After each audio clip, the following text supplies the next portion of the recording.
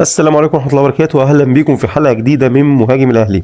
ألف مبروك للمنتخب المصري الصعود لمباراة ربع النهائي لملاقاة غالبا بنسبة 80% ملاقاة كوت ديفوار. طبعا بكرة إن شاء الله مباراة كوت ديفوار مع بوركينا فاسو، واللي هيفوز فيهم هيتقابل المنتخب المصري المباراة اللي جاية في ربع النهائي إن شاء الله. لو سألتني طبعا كوت ديفوار أقوى بكتير وبوركينا فاسو اقل في القوه، لكن لو سالتني اقول لك انا اتمنى اقابل كوت ديفوار. ليه؟ احنا قابلنا كوت ديفوار كتير جدا، تقريبا كل البطولات الافريقيه اللي فاتت او اغلبها يعني 90% منها بنقابل كوت ديفوار وكعبنا على كوت ديفوار، وبنعرف نلعب قدام كوت ديفوار على الرغم ان هي فرقه من اقوى الفرق الافريقيه على مدار التاريخ. وعايز اقول لك ان احنا قدام الفرق الكبيره بنكون تركيزنا هنتكلم طبعا على ماتش النهارده، لكن وجهه نظري ان بوركينا فاسو هتكون اصعب علينا احنا كمنتخب مصري من كوت ديفوار.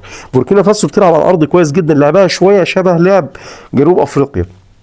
يعني بوركينا فاسو فرقه تتعبنا عن الكوت ديفوار، فانا اتمنى ان شاء الله اني وده الغالب يعني اللي هيحصل ان كوت ديفوار هتكسب بكره، وده توقعي.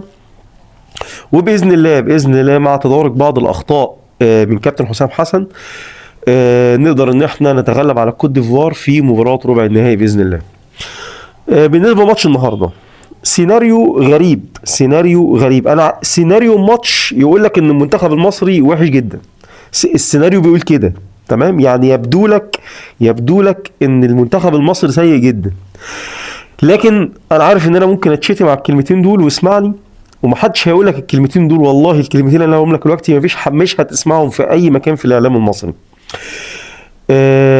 السيناريو يقول ان المنتخب سيء جدا. ليه؟ انت بتلعب كوره، رحت في كذا كوره خطيره من بدايه المباراه، مرموش ضيع انفراد، رامي ربيعه مضيع كوره في السكس يارد، صلاح مضيع كوره بيجيبها بمنتهى السهوله مع ليفربول، وجابها اكتر من مره، انفرادات وكور سهله جدا ان هي تدخل بتضيع منك، وبتتعادل في الدقيقه 84 بعد ما انت خلاص بتحاول ان انت تفنش الماتش كسبان 1-0 مضيع فرص كتيره. الحاجات دي اصلا اثناء الماتش انا زيك وانا بسمع الماتش كان ده وضعي، متنرفز جدا ومتعصب وحاسس ان احنا بنضيع فرص سهله ومش بنروح يعني بنقدم كرة حلوه في بعض اللقطات، لكن في لقطات كتيره من المباراه مش ماشيه زي ما احنا حابين ان احنا نشوف كرة جميله للمنتخب المصري. فسيناريو المباراه يبدو لك ان احنا فزنا بصعوبه، لكن حقيقه الامر كانت غير ذلك. حقيقة الأمر المباراة ما كانتش صعبة على المنتخب المصري، احنا اللي صعبنا المباراة على نفسنا. السيناريو كان صعب، السيناريو يبدو لك ان المباراة المنتخب المصري لم يكن جيدا، لكن في حقيقة الأمر كل الإحصائيات تدل ان المنتخب المصري النهاردة كان في فرق فني كبير جدا بيننا وبين بنين. قدمنا كرة كويسة جدا، هتشوف مثلا كرة زي كرة الهدف الأول جمل بتتعمل، وأغلب المباراة في جمل بتتعمل وفي جمل محفوظة ومتحفظة واللاعيبة بتأديها بشكل كويس جدا. في رجولة في أرض الملعب، اللعيبة عندها حماسة وعندها رجولة وعندها تحمل للمسؤولية. كل ده هنرجع وهنتكلم عنه وهوثقه لك تاريخيا في المنتخب المصري. تخش حتى الاكسترا تايم، بعد كده الاهلي المنتخب تقريبا مسيطر عليه بالطول بالعرض، ضيعنا فرصة امام عاشور، جبنا جونين. لا يعني الدنيا يبان الفرق كبير جدا في المستوى ما بين منتخب بنين، طبعا هو منتخب مش قوي جدا، وما بين المنتخب المصري. هاجي هتكلم هنا في النقطة دي، عايز اتكلم على كابتن حسام حسن، هل هو سيء جيد ولا ايه الوضع بالظبط؟ يعني خلينا نتفق، اوكي كان في خطأ في التشكيل النهارده، انت تلعب تريزيجيه وتلعب ابراهيم عادل، وبرده في ميزه في حسام حسن زي ما احنا قلنا، السلبيه دي سلبيه، اوكي احيانا كتيره بيبدا المباراه بشكل سيء، لكن دايما بيتدارك الخطأ بسرعه، ونزل زيزو وامام عاشور لعبوا تمانيات، فده يعني عدل من شكل الفرقه في الملعب ولعب كل لعيب في مكانه. زي ما قلت لك المنتخب النهارده لا هو ادى مباراه جيده.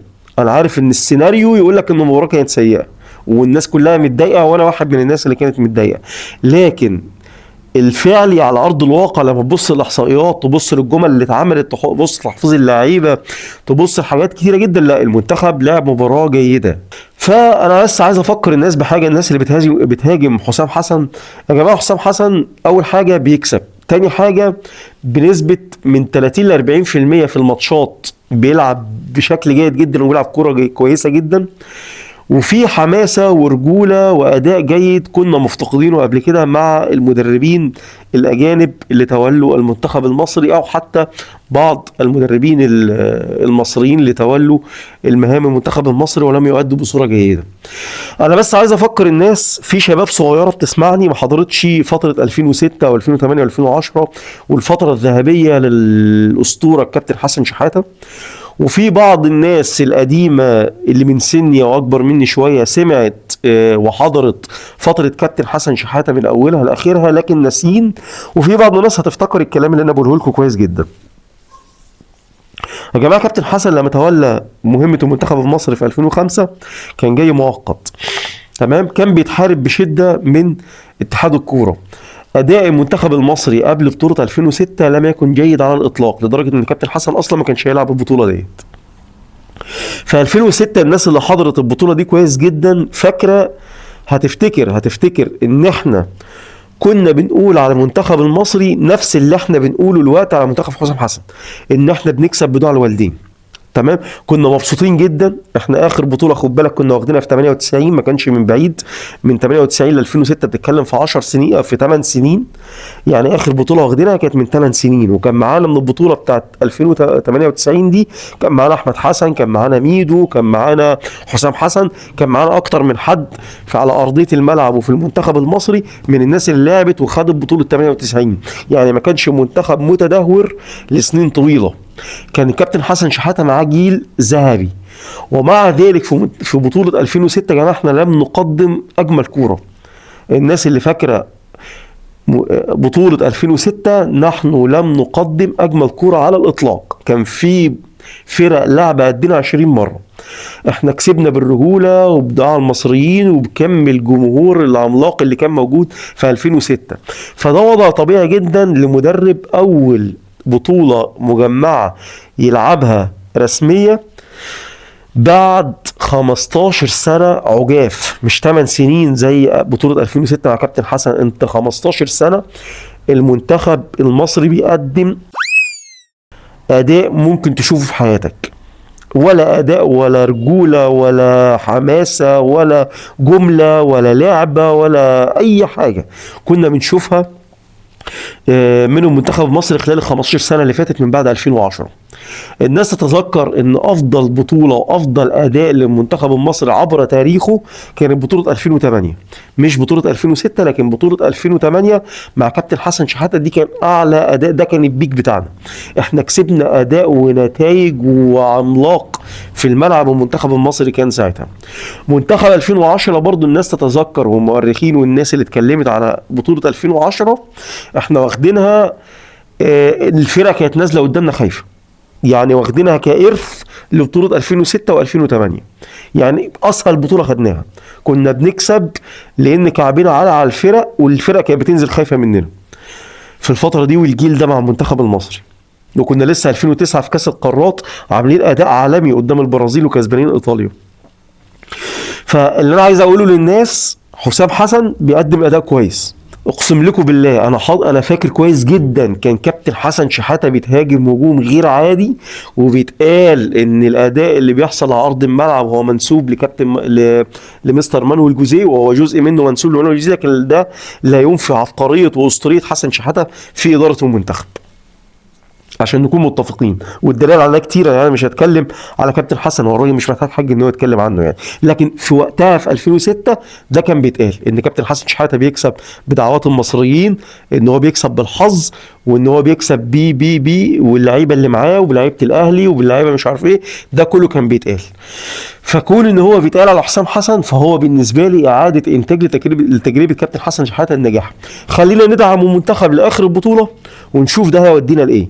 لكن خليك فاكر الناس اللي ما حضرتش والناس اللي ناسيه وحضرت ان نفس الكلام اللي بيتقال على حسام حسن دلوقتي هو نفس الكلام اللي كان بيتقال على كابتن حسن شحاتة في 2006. كنت بتلعب على ارضك وسط جمهورك، والسكواد اللي كان معاك في 98 اللي اخذ البطوله في بعض اللعيبه منه كانت موجوده معاك في 2006، دعمت، كان معاك سكواد قوي جدا، كان معاك منتخب قوي جدا، كان معاك ناشئين لعبوا معاك في كاس العالم اللي قبله بتاع الناشئين، عماد متعب وعمرو زكي والمجموعه دي كلها، ومحمد عبد الوهاب الله يرحمه، والمجموعه دي كلها كانت معاك وطالعه معاك في المنتخب، وعامل اداء لم يكن افضل شيء، وكنت بتكسب حرفيا بدعاء المصريين وبالجمهور اللي موجود حواليك.